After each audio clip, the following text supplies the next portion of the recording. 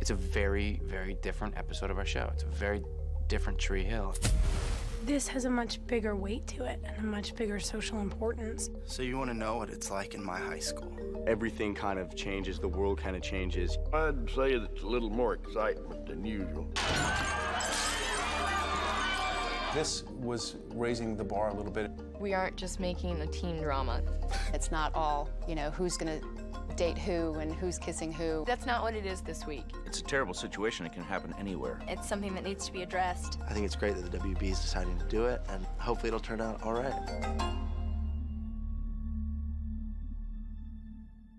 Before I was in television, I used to say, why do they make so many bad shows?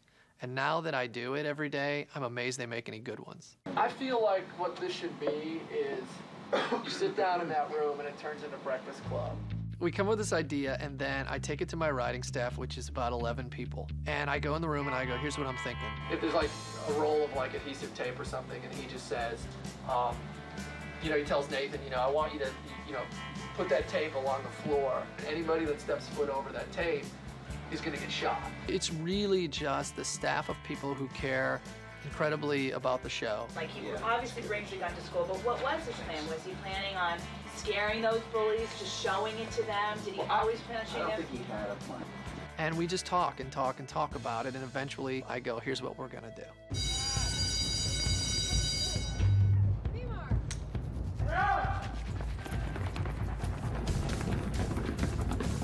All right, this is what we're gonna do.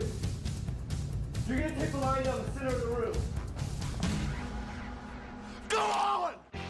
There's a lot of preparation that we've done in this and a lot of emotional preparation that the cast has been doing. Our responsibility as actors really is to play these characters the best way that we possibly can, especially, you know, with an episode like this where it really is important for all those emotions to be spot on, for, you know, people to really understand what each character is going through. We went in looking at it as, this is not an episode of One Tree Hill, this is a short film we're shooting. I think it's more tense, and it's the concentration level is a lot, you know, it's more focused energy whenever you're doing an episode like this compared to like the big homecoming or the prom and stuff like that. They know it's tough stuff, and if you just leave that scene and you go and you laugh and joke about something, then sometimes it's hard to get right back in that gear. There's a certain line I was supposed to say that we ended up changing, because when the gun was pointed at me, everything changed. This is not his fault.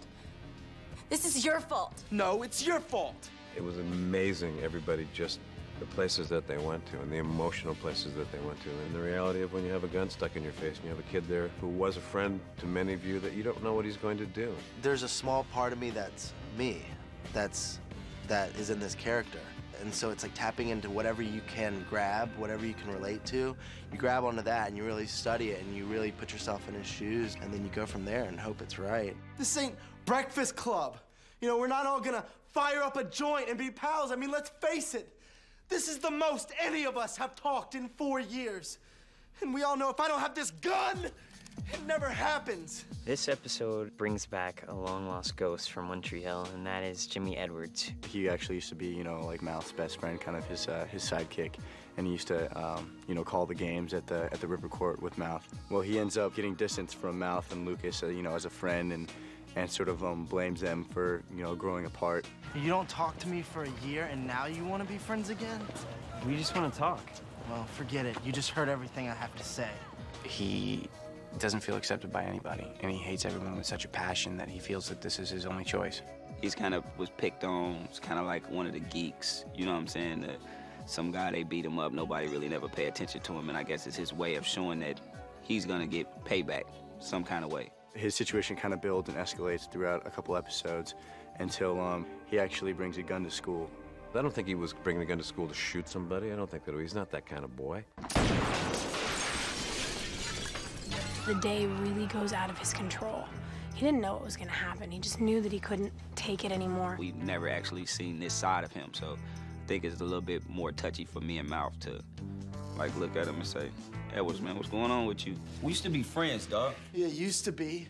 Jim, you can't do this. It's a little late for that, Mouth. It's so sad that he started out as such a nice, good kid, and then, like he says in the episode, they'll remember me as a monster, and none of us should be remembered that way. I wonder how they'll remember all of you. I became compelled, sort of enamored by the idea that Well, Mouth has become assimilated with the pretty and the popular. And what happened to his friend Edwards? Right before Christmas, Mark Schwann called me into his office out in LA and said, here's my idea. I want to bring you back and kind of explain, you know, why you left and why you're coming back. And I said, you know, the good news is it's a tour de force for you. It's really going to be powerful. So the bad news is that it comes with an expiration date. I said I'd love to do it, and then right after Christmas, I got the script and was like, all right, well, this is going to be kind of tough. So I kind of wish I had said no, but I said yes, and here we are. You think I got up today and wanted this? I just wanted it to stop. I think the understanding in this episode is for everyone to look at where they're responsible for what takes place. Because this person, this character, Jimmy Edwards, didn't come to that by himself. Particularly for my character, it's pretty tough since they were such good friends, and Mouth sort of comes to grips with the fact that he's neglected his friend and what that means ultimately. You're as bad as my best friend Mouth, who totally blew me off. You didn't want to do anything. Tell yourself that, but you changed, and you know it. You became just like the rest of them. Haley's just trying to connect with Edwards on a heart level, on an emotional level. You know, just trying to affirm to him who he really is and that he's above the choices that he's making and his actions. You're a good guy, and you are better than this. Just shut up, all of you, just shut up and sit down! I think the thing that's significant with the Peyton-Edwards relationship is that it doesn't exist at all. And that's okay. It's okay to not be best friends with everybody, but it's important to be kind to everyone. Hey, Glenda. I'm really sorry I don't know you. It's a great episode for Brooke. You know, she kind of gets a bird's eye view of how people deal with grief and how people sort of sickly using it for their 15 minutes of fame and for their moment in the spotlight with the news crews. It's really interesting to see the way that she reacts to that. Every day I have to come to this school is one less day I have to come back. There's gold here. A little insensitive, don't you think? Unfortunately, the kid turns the gun on himself. No! Which is really sad. And then Dan takes the opportunity to grab the pistol and kill the guy that he thinks killed him. Craig Sheffer is a great guy. He's a great actor. I like Craig. Craig and I are friends. We're friendly in Wilmington. And I knew that by killing him, I wouldn't get to spend time with my friend Craig. When I read the script, I hated it because I was scared. I didn't hate it because I thought it was bad writing or anything. I hated it because I was scared to do the moment. That was one of the toughest calls to make, was to say, you know, Craig, you're doing good work. I value you for that work. But story-wise, you know, the journey has led me down this path, and I think it's the right path for my show. I think it's brilliant, you know. I thought it was a really cool way to go out. It makes it more of an emotional experience for the audience that finally this thing happens, and once again, man, something has to come in to ruin it. I was hoping that maybe in the end of it all, Keith and Karen would get together, the great love story. Yeah, Karen isn't just made to win, man. She's got a black cloud over her head, and it's Dan.